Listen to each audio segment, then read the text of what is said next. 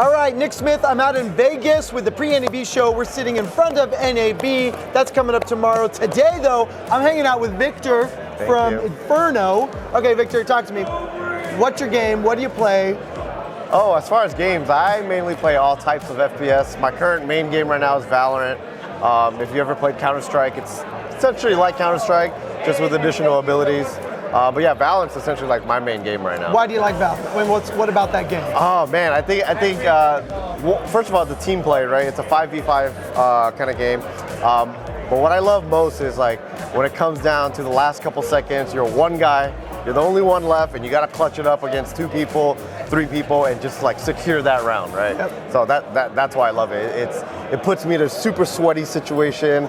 You know, like I start breaking out in sweat. You know, palms are sweaty. I'm like, all right, what do I do? Relying on me. Yeah, the team is relying on me. I got to put all these men on my back. Yeah, but it's great. You know, it's definitely a fun game for all ages, right? What do you love about esports? I mean, why this? Why this?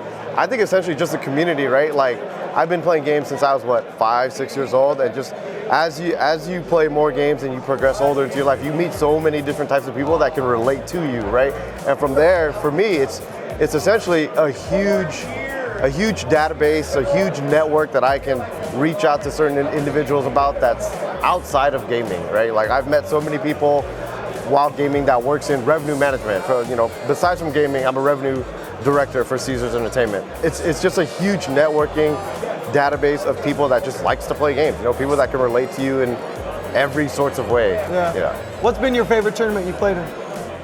Favorite tournament that I played in? I actually haven't participated in any tournaments for the past 8, 9, maybe 10 years. I'm mainly just a content creator. I play games. I interact with the community. I do meetups with them, and just overall have a good time gaming, right? So you get to be a brand ambassador while gaming. Yeah, essentially, yeah. Now, how'd you end up with Inferno? I ended up with Inferno because one of our videographers I met a long time ago when I ran my own clothing company. He did a couple photo shoots for me. And then later down the line, we kind of reconnected again, and he's like, hey, I'm a videographer for Inferno. Check us out. And then we ended up kind of talking about it, and then here I am. Nice. Yeah. Now, if not Valorant, what would be your choice be? If not Valorant, probably Apex, maybe Call of Duty, but probably Apex. You know what I miss about Apex? I want the mechs back. The mechs back? I mean, I just feel like that was like, I love Apex, but I miss the mechs from Titanfall. From Titanfall? Yeah. Titanfall 1 was definitely a good game. Yeah, I was playing a ton of that on Xbox back in the day. Yeah. Seriously, I mean, it just took the level of traditional FPS and added it just enough flair to make it, different, unique, fun. Definitely, yeah. Fighting on the ground, get a couple kills. Here comes your gyro. Here comes Giant Robot. Terrorize for a little bit, and then back on the feet again. So from an ambassador standpoint, what is the one thing you want people to understand about esports? What do you hope to get them to understand in gaming? In regards to esports, for me, it's like I came to Inferno for this specific question you asked. It's like esports to me is much more than just video games. It's community. Like us as a team, we've done stuff for different charities, different foundations. We just built a couple gaming stations for hospitals here in Las Vegas. So it's more, overall, it's just a community of people coming together because they like to do one thing, and then from there it can expand to so much more. It's different other things. It's no different than a bunch of kids playing, kick the can or flag football in the back park, right? Exactly. But it's just done often remote. Yeah, and again, a lot of people think, when they see me, they're like, oh, you're on Las Vegas Inferno, like, when's your next competition? I'm like, I don't play competition. Like, it's not all about the competition. We do stuff essentially to build a community. Like, we are Las Vegas' first official esports team, and we're trying to leave our footmark on doing other things for the community rather than just gaming. Gaming is something, it's like, we do all these things throughout the day, and it's at night, like, hey, let's recap, see you online, let's play a couple games, chit-chat, talk ideas, and then the next day, like, hey, remember what we talked about last night?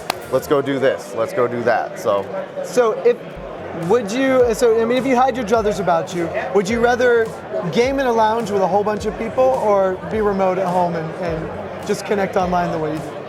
Oh, that's kind of tough. That's, like, I enjoy the personal space at home, right? You kind of can do whatever, like no one's judging you or any sorts of way. But at the same time, you do need that that live social, you know, with someone. So, I mean, there's nothing like topping a high five over the top of the monitor. Yeah, like, yeah, exactly, right? Yeah. But no, I would say, damn, that's a tough question. Okay, so let's think about the next generation, right? I mean, I was talking with Hyro about this earlier. I love the fact that you guys are laying the groundwork for esports to be a generational piece, right? Yeah. That the younger generation can grow up watching and continuing to play, right? Because oftentimes, guys play ball in high school and college, but then they become fans and watch it the rest of your life. Yeah. Esports is something that you can play and watch and continue to play your entire life. So what would you say to the younger generation about like what's happening, right? What would your messaging be to them? Oh man, so as far as the generational gap between esports now and how gaming was like when I grew up, I think my big, even telling my community that's younger of age, like, hey, if this is what you enjoy doing, like, don't let nobody stop you. Like gaming is gaming, right? When I grew up, there was no such thing as gaming clubs, in high school. Yep. Now, they're dying for, instructors or whatever to start up these clubs because they realize how big of an impact esports is, right? And again, that's just back to my point. Like, it's not just about gaming, right? You're gaming.